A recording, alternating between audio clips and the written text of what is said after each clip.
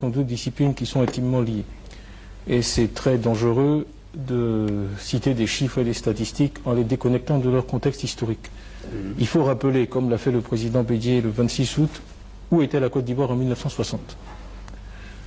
Le président Houphouët-Boigny, quand il a pris la tête de ce pays à l'indépendance, disposait d'une économie qui avait des caractéristiques données. Et la politique qui a été menée ensuite par le PDCI visait, de façon très claire, à renforcer notre autonomie financière et à accroître la richesse des Ivoiriens. C'est ce qui a été fait, mais avec les contraintes de l'époque. Il n'y avait pas de capitalistes en Côte d'Ivoire, ni de capital.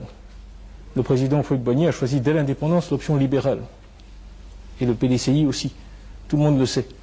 Mais on a été amené à faire un capitalisme d'État parce qu'il fallait mettre en place un certain nombre de structures, réaliser un certain nombre de choses.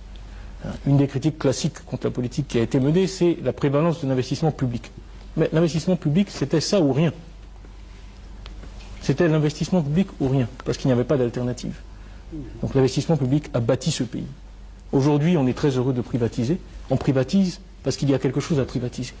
Et ce quelque chose qui est en train d'être privatisé a été mis en place, développé grâce à l'investissement public. Donc effectivement, il y a eu une croissance jusqu'aux années 80, financée par l'investissement public, et dont le moteur était l'investissement public. L'objectif ayant toujours été de procéder ensuite, de passer dans une deuxième phase à une industrialisation et de procéder à un transfert vers le secteur privé. Ça a toujours été très clair dans la politique du PDCI. Et c'est la rupture qui s'est produite dans les années 80 qui a empêché cette stratégie d'être mise en œuvre. La dépendance vis-à-vis du binôme café-cacao, on nous en parle aujourd'hui comme si c'était une découverte. Il suffirait de se ramener au discours des années 60, 70 des responsables du PDCI pour trouver ce thème-là. On en est conscient depuis très longtemps. La volonté d'en sortir existait aussi. Ce sont les moyens qui ont fait défaut.